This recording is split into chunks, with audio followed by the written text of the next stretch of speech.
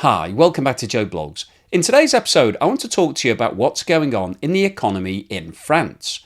Now, France is the 7th largest economy in the world, the 3rd largest economy in Europe, and the 2nd largest economy in the European Union because the United Kingdom is no longer in the European Union as a result of Brexit. And as you know, I don't want to talk about Brexit. But what I do want to talk about is the fact that the French Prime Minister, a guy called Michel Barnier, has resigned.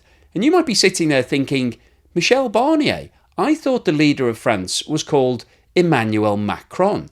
And you'd be absolutely right if you were thinking that, because France has what's known as a semi-presidential system. It has a president and a prime minister, which I think is quite unusual because if you compare that to most countries around the world, the USA has a president. We all know who's going to be the next president. And then we've got countries like Canada, the United Kingdom and Australia that have a prime minister. It's rare that you have both of these. However, as you can see from this list, there are actually 30 countries around the world that have this semi-presidential system. They have a president and a prime minister. And probably the two most notable on this list are Russia and Ukraine. And under the French semi-presidential system, the president, Emmanuel Macron, deals with all international affairs and defence systems, and the prime minister deals with everything else, including the national budget.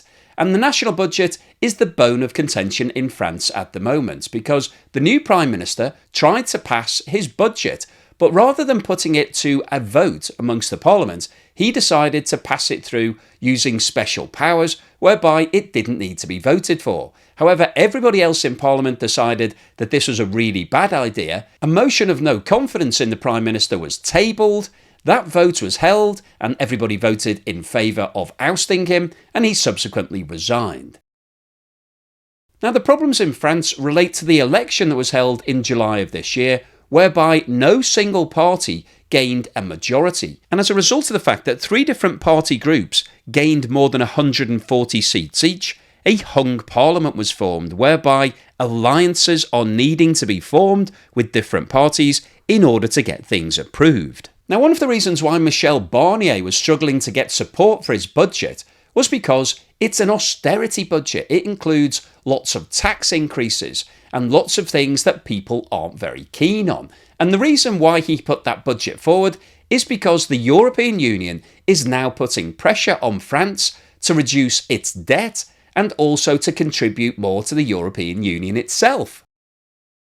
This chart shows the level of national debt in France between 2019 and the forecast level out to 2029. And what you can see from this table is that the amount of debt in France has increased in every single one of the past 5 years and is forecast to continue increasing for the next 5 years. In 2019, France's national debt was just under 2.6 trillion euros, which is around 2.9 trillion US dollars. The current level of the national debt is 3.5 trillion euros, and it's expected to increase to more than 4.2 trillion by 2029. And this chart shows the ratio of national debt to GDP. And what this shows is that in 2023, the ratio was 110.6%. And the problem with that ratio of 110% is that the European Union recently set a new limit for all European Union members of a maximum of 60% national debt to GDP.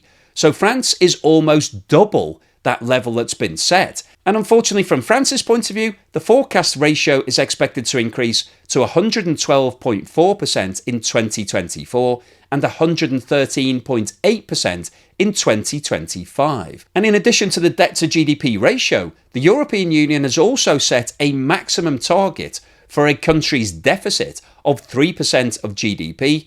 However, France currently has a deficit of more than 6%.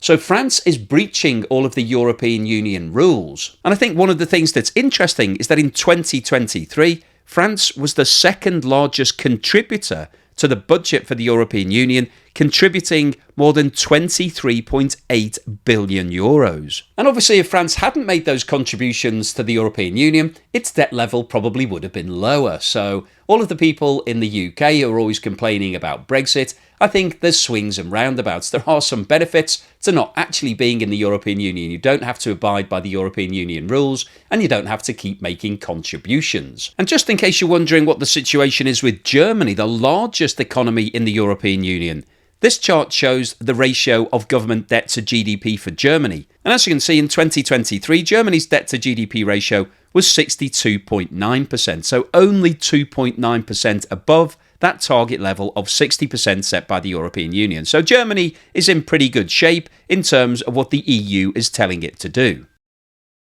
Now, aside from its debt levels, France does have some fundamental problems at the moment. This chart shows the quarterly recorded unemployment figures in France over the past 3 years. And one thing to note is that the scale on the right-hand side of this chart does not start at 0. It actually starts at 7% and goes up to 7.55%.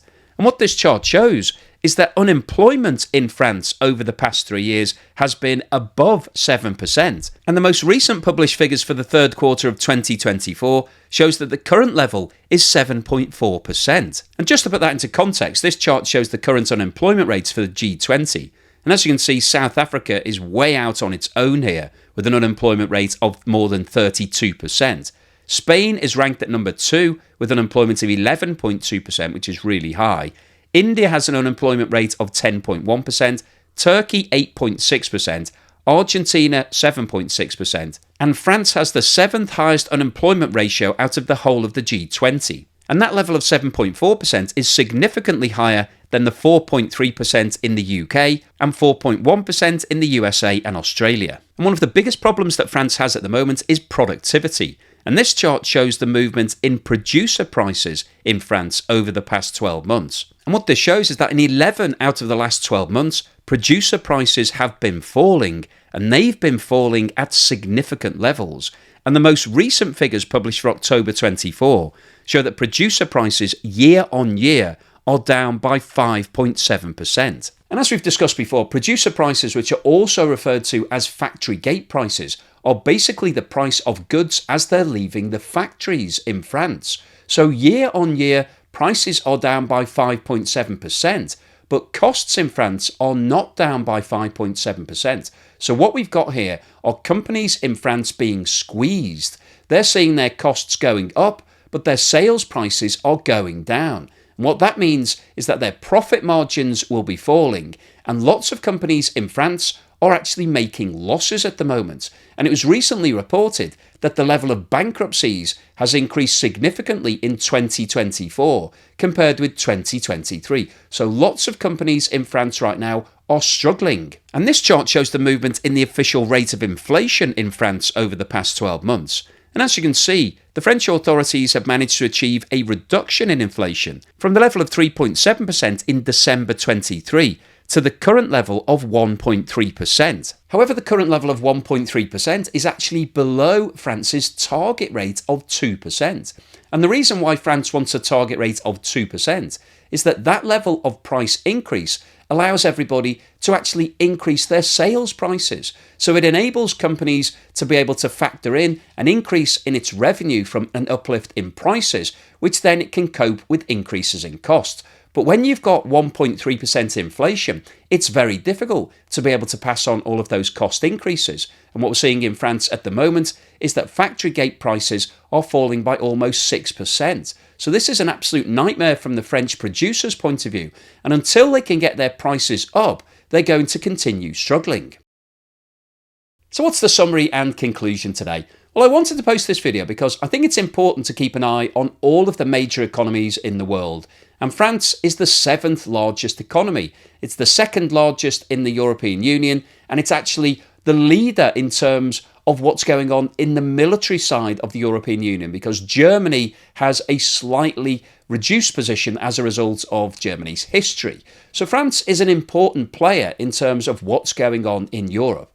And what we've talked about in today's video is that currently France has political turmoil. It's a complete mess. when you have a Prime Minister who only took on the job in September of this year, resigning before the end of the year, that tells you that it's very difficult to get things done in France at the moment. And the reason for that is because they have this hung parliament.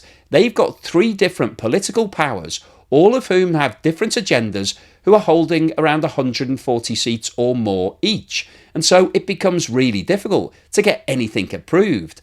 And what Barnier found was that he had his budget, which was already going to be very unpopular because the European Union are telling France to reduce their debt and to tighten their belts. So basically, you're having to introduce things that nobody really wants, increased taxes and things that are going to increase the amount of revenue that the state is collecting.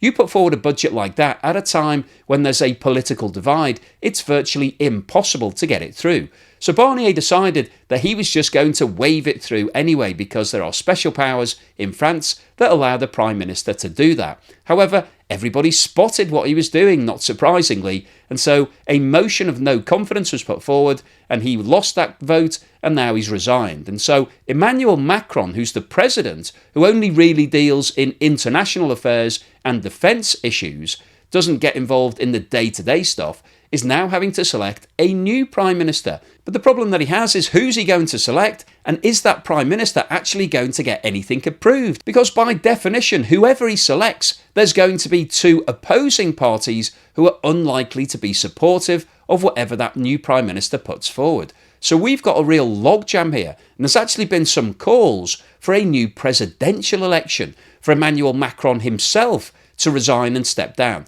Now, he's come out and said that he's definitely not going to do that. He's going to remain in power until 2027.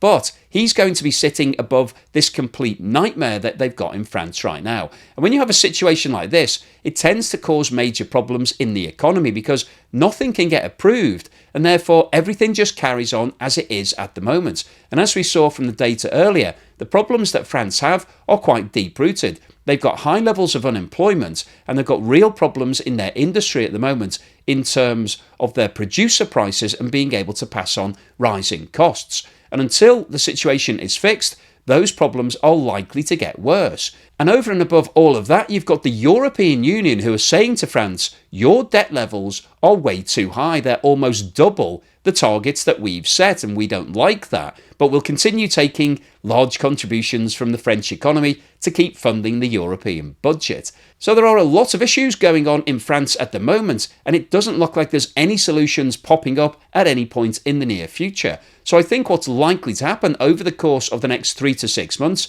is that we'll continue to see this political turmoil. The new Prime Minister will be appointed. Whether or not he lasts more than 3 or 4 months, who knows? If he's able to get his budget through, will be a bit of a miracle because it's unlikely that the parties are going to be able to agree a consensus. And I think the most likely outcome is that we'll continue to see this political turmoil, we'll continue to see things not being approved in France, and we'll continue to see the situation getting worse. So I'll keep you posted on any future developments as and when they happen. Hopefully you found today's video useful, informative and thought-provoking. If you've liked what I've said, then please give me a thumbs up. Thank you for watching this video all the way through to the end, and here's something to put a smile on your face.